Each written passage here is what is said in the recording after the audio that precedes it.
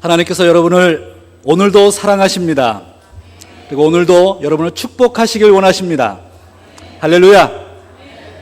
오늘 주보에 보시면 지난주 우리 암송 구절이 있는데요, 우리 같이 한번 암송하겠습니다. 그리스도께 순종, 나의 계명을 가지고 지키는 자라야 나를 사랑하는 자니, 나를 사랑하는 자는 내 아버지께 사랑을 받을 것이요 나도 그를 사랑하여 그에게 나를 나타내리라. 요한복음 14장 21절 말씀, 이번 주 암송 구절입니다. 말씀, 모든 성경은 하나님의 감동으로 된 것으로 교훈과 책망과 바르게 함과 의로 교육하기에 유익하니. 디모데 후서 3장 16절 말씀. 이 말씀을 가지고 이번 한 주도 승리하시기 바랍니다.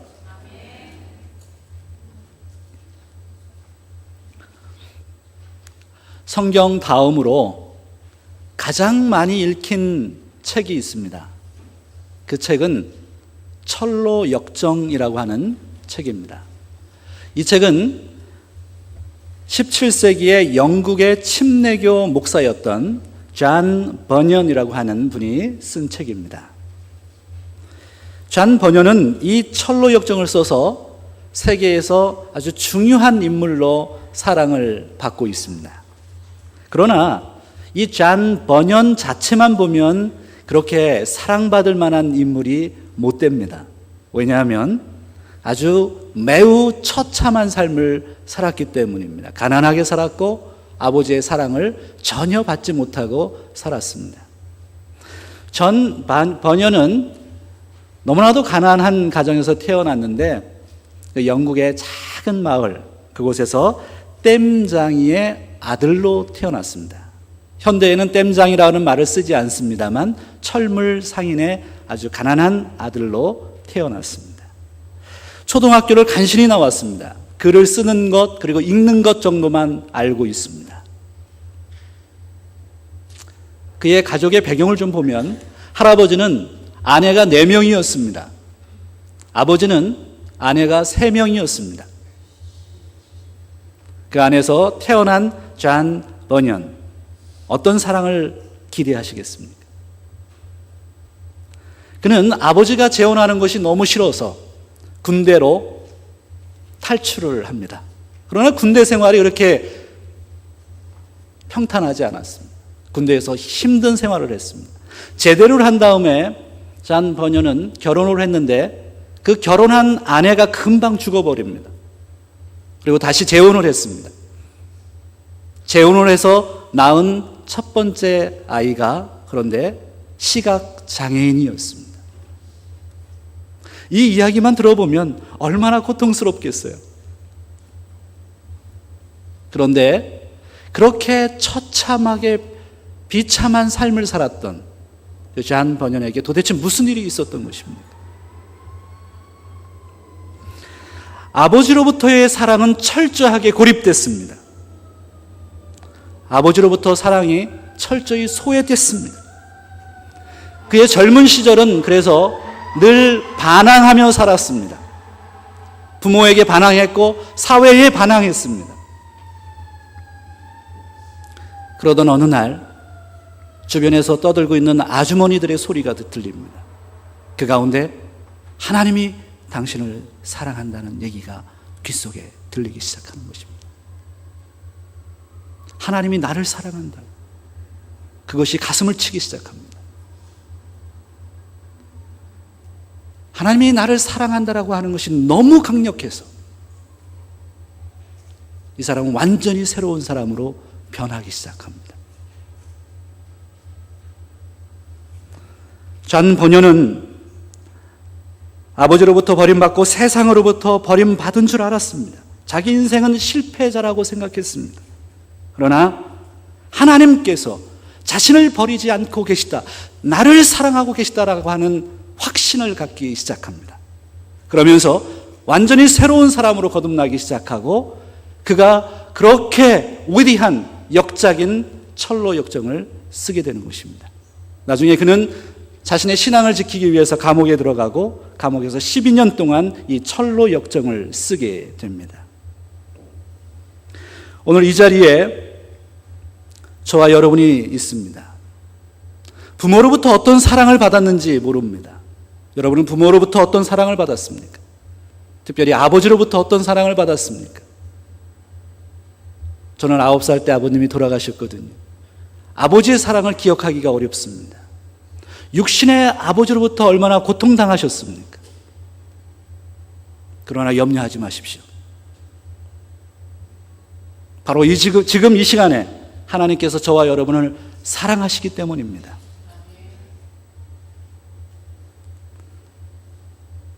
우리를 너무너무 사랑하시는 영적인 아버지, 그 아버지를 만나면 마치 지금 실패자처럼 보였던 존 버년처럼 우리도 새로운 인생을 살 수 있게 될 것이고 새로운 소망을 품게 될 것입니다. 사실 이 자리에 있는 저와 여러분은 그 소망을 품은 분들인 줄 믿습니다. 오늘 본문에 보면 1절을 읽어보겠습니다. 보라, 우리 함께 같이 읽을까요? 보라, 아버지께서 어떠한 사랑을 우리에게 주사 하나님의 자녀라 일컬음을 얻게 하셨는고 우리가 그러하도다. 그러므로 세상이 우리를 알지 못함은 그를 알지 못함이니라. 오늘 본문에서 하나님과 우리 신자들의 관계를 어떻게 설명하고 있느냐 하면 아버지와 자녀로 설명해 놓고 있습니다. 사도 요한은 하나님을 어떻게 소개했어요? 아버지로요. 그리고 신자들을 하나님의 자녀로 소개했습니다. 하나님이 아버지시고 그 하나님을 믿는 우리들은 그분의 자녀라는 것입니다. 이 사실을 깨닫는 것이 무척 중요해요. 신앙생활에 있어서 이것이 핵심적이라고 할 수 있습니다. 하나님은 우리의 아버지십니다. 믿으면 아멘으로 한번 화답하시죠. 하나님은 우리의 아버지 되십니다. 그러면 우리는 하나님의 자녀인 것입니다. 오늘 본문에서 사도 요한이 의도적으로 한 단어를 사용했어요. 그 단어가 뭐냐면 테크나라고 하는 단어입니다. 사실 자녀라고 하는 이 children이라고 하는 단어가 헬라어 성경에 몇 가지가 단어가 됩니다. 그 중에서 사도 바울은 자녀라는 표현을 쓸 때 대부분 휘오스라고 하는 헬라어 단어를 선택했어요. 그런데 사도 요한은 휘오스라고 하는 단어를 선택하지 아니하고 테크나라고 하는 단어를 선택했거든요. 의도가 있어요.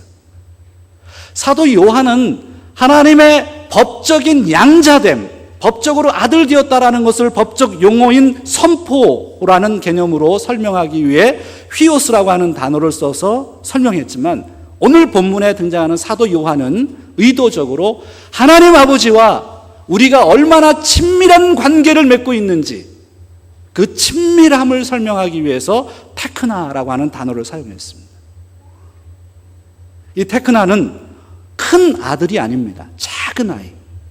지금 오늘 이 예배에 참여하고 있는 바로 한이와 같은 아이, 그리고 이원이와 같은 아이, 이런 작은 아이들, 부모의 손길이 꼭 필요한 아이들.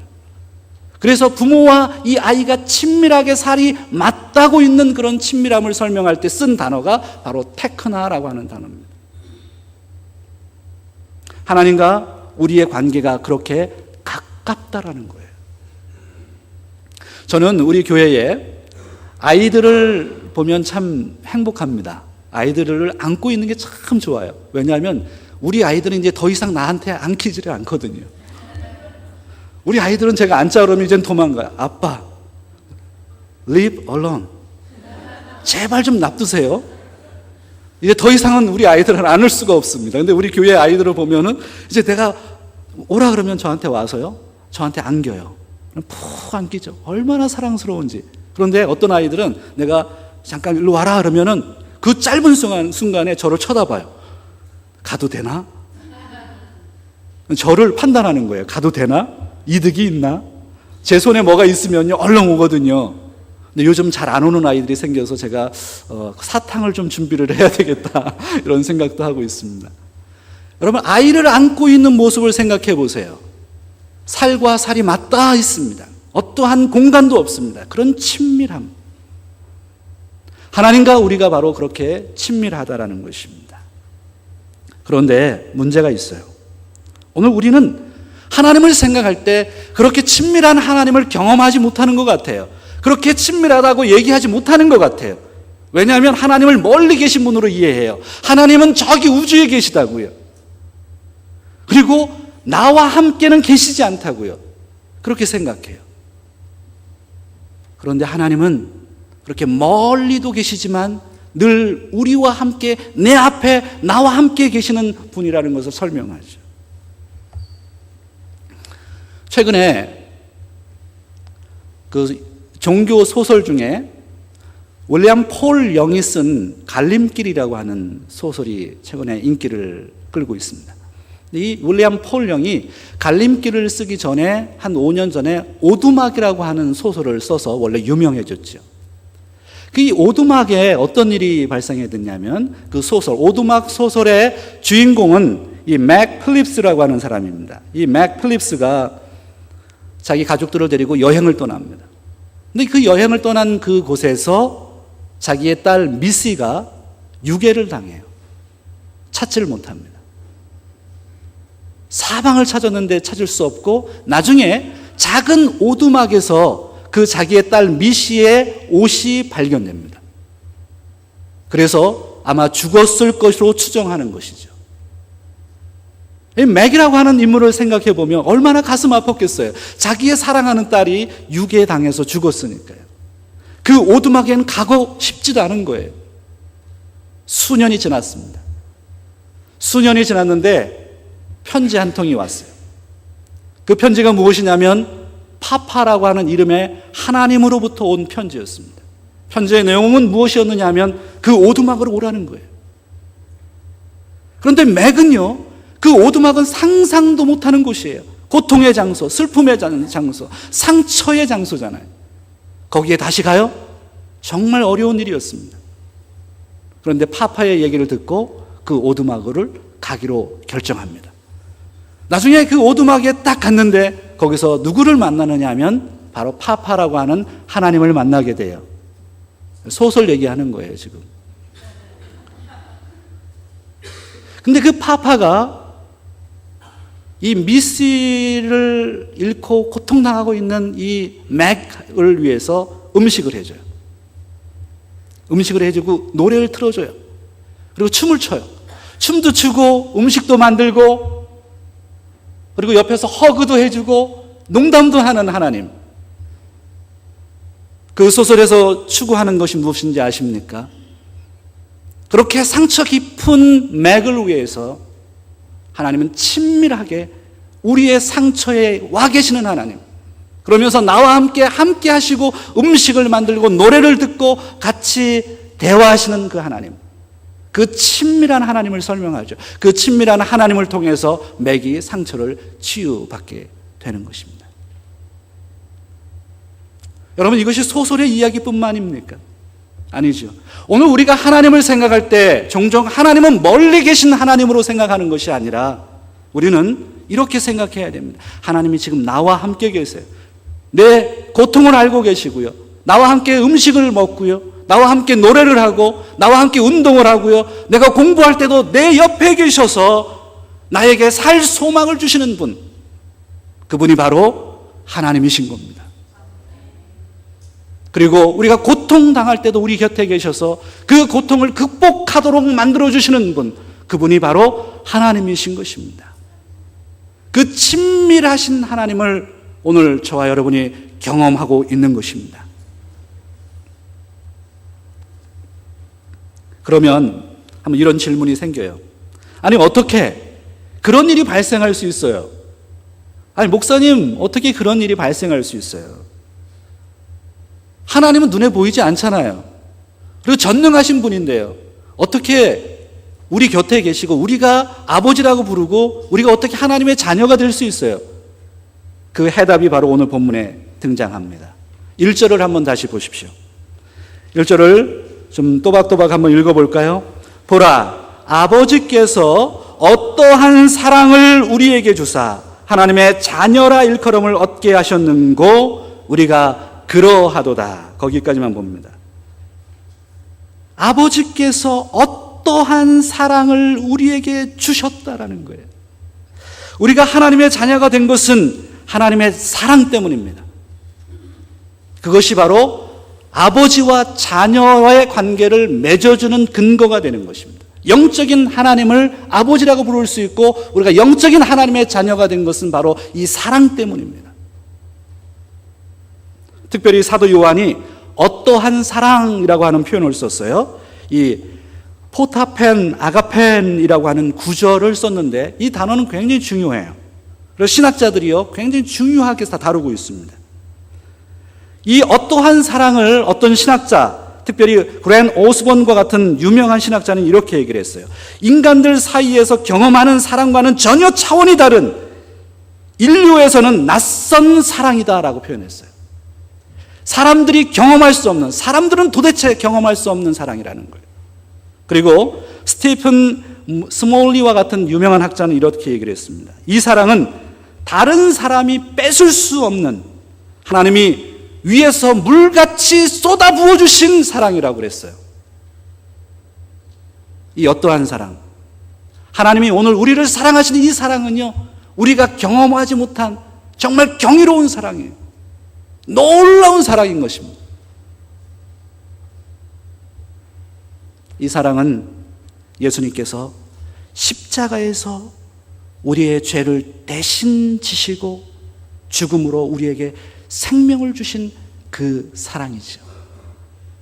그것이 바로 어떠한 사랑이에요.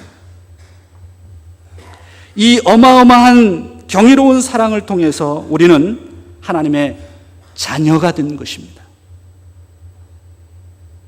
그리고 하나님은 자신의 그 사랑 때문에 우리의 하나님이 아버지가 된 것입니다. 아버지와 자녀의 그 근거는 바로 놀라운 하나님의 사랑에 있어요. 마가복음 10장 45절에는 이런 부분을 이렇게 설명해요. 인자에 온 것은 섬김을 받으려 함이 아니라 도리어 섬기려 하고 자기 목숨을 많은 사람의 대속물로 주려 함이라. 요한복음 3장 16절에는 이렇게 설명해요. 하나님이 세상을 이처럼 사랑하사 독생자를 주셨으니 이는 저를 믿는 자마다 멸망치 않고 영생을 얻게 하려 하심이니라. 요한복음 1장 12절에는 이렇게 말씀합니다. 영접하는 자, 곧 그 이름을 믿는 자들에게는 하나님의 자녀가 되는 권세를 주셨으니. 할렐루야. 하나님의 자녀가 되는 것, 그것이 바로 하나님이 오늘 우리에게 주신 놀라운 사랑이에요. 하나님은 우리를 사랑하십니다. 그 사랑을 깨달을 때 우리의 삶이 변화돼요. 우리의 신분이 변화돼요. 우리의 사고가 변화돼요. 내 삶의 태도가 변화돼요. 그리고 새로운 사람이 되고 새로운 산 소망을 가지고 살게 되는 것입니다.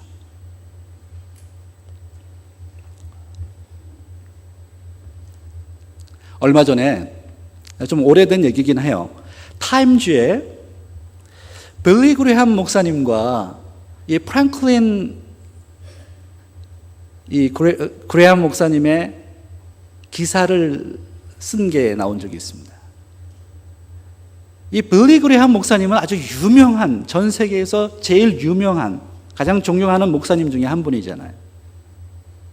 그런데 이 빌리 그레함 목사님에게 아들이 있는데 이 아들이 굉장히 방탕한 아들이에요. 프랭클린이라고 하는. 그래서 그때 이 타임즈의 기사가 무엇이냐면 The Prodigal Son이라고 하는 단어입니다. 제목이었습니다. 방탕한 아들, 아니 돌아온 아들. 어디서 많이 들어보신 거죠? 성경의 돌아온 탕자의 얘기죠. 돌아온 탕자. 여러분, 이 프랭클린은요 12살부터 22살까지 아주 방탕한 생활을 했어요. 마약을 하고 독한 술을 먹고, 그리고 그 다음에 친구들을 사귀어서 오토바이를 타고 폭주족을 같이 어울리면서 심한 죄에 빠져 살았습니다. 10년을 그렇게 살았습니다. 어느 날 빌리 그레함 목사님께서 이 프랭클린 목사를 불렀어요. 앉혀놓고, 얘야, 이제는 좀 돌아와야 되지 않겠니? 엄마 아빠는 너를 위해서 계속해서 기도하고 있어. 이제 예수님을 영접하고 새 사람이 돼야 되지 않겠니? 이렇게 얘기를 했어요. 그때 이 프랭클린 목사님이 무슨 얘기를 했느냐면 뭐라고 그랬을 것 같아요? 아유, 아버지 죄송해요. 이제 제가 그렇게 할게요. 그래야죠. 이랬으면 얼마나 좋아요. Stop it! 우리 많이 듣는 얘기죠. 우리 아이들한테서. Stop it! 제발 그만하세요. 그 지겨운 소리 좀 그만하세요, 아버지. 프랭클린이 문을 팍 차고 나갔습니다. 그리고 비행기를 타고 멀리 갔어요. 한 호텔에서 머물러 있는데, 그런데 도저히 잠을 이룰 수가 없는 거예요. 그때 성령께서 그의 마음을 만져주세요. 그리고 자기가 잘못 살았다는 것을 회개하기 시작하고, 나같이 방탕한 사람도 하나님께서 사랑하신다는 것을 보여주기 시작하세요. 그 자리에서 펑펑 울면서 회개하고 새로운 소망을 갖기 시작했어요. 예수님을 믿고 변화되기 시작했어요. 그것이 바로 하나님의 사랑을 깨달았기 때문이에요. 지금은요, 프랭클린 그레암 목사님이 빌리 그레암의 목사님의 모든 사역을 맡아서 정말 열심히 사역을 잘 감당하고 계십니다. 여러분, 오늘도 바로 우리는 이 프랭클린과 같은 탕자이기도 해요. 우리 모두는요, 이 자리에 있는 모든 사람들은요, 집 나간 둘째 아들과 같은 탕자입니다. 그리고 프랭클린과 같이 죄에 빠져 살았던 사람들이죠. 그런데 하나님께서 우리를 사랑하신다고요. 하나님이 우리를 사랑해 주셨다고요. 하늘에서 한량없는 사랑을 쏟아부어 주셨다고요. 그 사랑 때문에 우리는 새로운 산소망을 가지고 살아가는 것입니다. 오늘 본문 2절에 아주 중요한 말씀을 하고 있는데요, 2절을 한번 보세요. 사랑하는 자들아, 우리가 지금은 하나님의 자녀라. 우리가 지금은 하나님의 자녀라. 아주 좋은 말씀을 하셨어요. 그러므로 사랑하는 성도 여러분, 오늘 저와 여러분은 하나님의 자녀인 것입니다.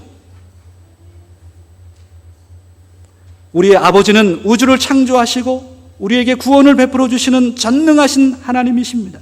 이 전능하신 하나님이 바로 우리 아버지십니다. 그러므로 우리가 이 땅에서 살아가면서 육신의 아버지처럼 하나님 아버지를 생각해서는 안 됩니다. 최근에 은교라고 하는 소설을 쓴 작가가 박범신 씨라고 하는 작가입니다. 이 작가가 소금이라고 하는 소설을 써서 세간의 주목을 좀 받고 있습니다. 이 소금은 어떤 내용이냐 하면 가출한 아버지에 대한 이야기예요. 혹시 이 자리에 계신 아버님들 가출해 보신 적 있으십니까? 아니면 나 이제 가출 좀 해야 되겠다라고 작정하시고 계신 분 계십니까? 이 소금이라고 하는 이 작품의 주인공 선명호 씨라고 하는 분이 평생을 가족을 위해서 살다가 어느 날 갑자기 가출해 버려요. 선명호 씨는 가족을 위해서 열심히 살았죠. 자녀들을 학교 보내고 집안을 세우기 위해서 노력했습니다. 외롭게 아내를 위해서, 자식들을 위해서 살아왔습니다. 마치 오늘 저와 여러분이 아버지로 살아가는 것처럼 선명호 씨도 동일하게 그렇게 가족을 위해서 평생 수고했어요. 외롭게 살았습니다. 선명호 씨는 그런데 그 모든 짐들이 너무 무거워서 그 모든 짐들을 내려놓고 하루아침에 가출을 해버리죠. 그리고 남아있는 작은 시간 동안 자기가 정말 의미 있는 삶을 살기를 원해요. 그런데 그 선택으로 인해서 기존의 자기의 가족들이 심한 고통을 겪습니다. 우리들은요, 혈육의 아버지를 사랑해야 됩니다. 그리고 우리의 육신의 아버지를 존경해야 됩니다. 그런데 문제가 있어요. 그 문제가 뭔지 아십니까? 우리의 아버지들, 육신의 아버지는 늙어간다라는 거예요. 나이가 든다라는 것입니다. 그리고 결정적으로 중요한 건 무엇이냐면 영원히 우리와 함께 살지 못한다는 데 있습니다. 그리고 또 하나는 우리 육신의 아버지는 나에게 온전한 사랑을 줄 수 없다는 데 있습니다. 그것이 바로 인간 아버지의 한계입니다.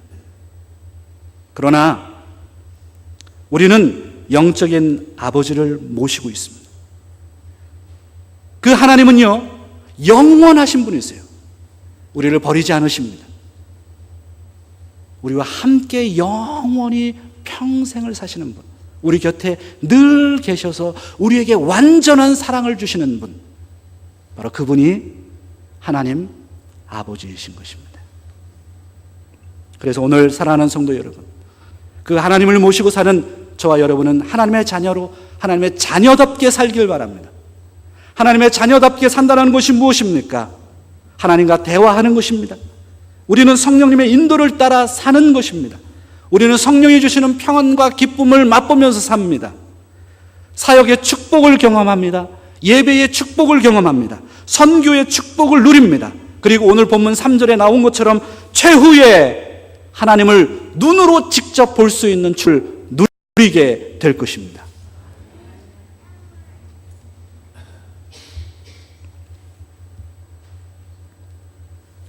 사랑하는 여러분, 우리는 나이가 들면서 아버지가 되고 할아버지가 됩니다.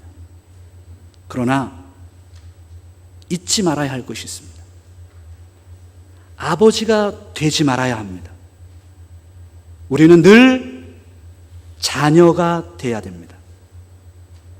우리는 하나님 앞에서 하나님의 품에 꼭 안겨 있어야만 하는 아주 작은 그런 자녀임을 기억하면서 살아야 될 것입니다. 기도하겠습니다. 우리의 아버지 하나님, 우리에게 주신 어떠한 사랑, 그 사랑은 놀랍고 경이롭습니다. 그곳에 비밀이 있습니다. 그 비밀은 아버지와 자녀의 비밀임을 오늘 다시 한번 깨닫습니다. 힘들고 지쳐 쓰러지고 낭망할 때 가장 사랑하는 모습으로 나를 안아주시고 계시는 아버지를 잊지 않게 해주시옵소서. 자녀의 축복을 누리며 아버지의 영광에 참여하기를 소망하며 예수 이름으로 기도합니다. 아멘.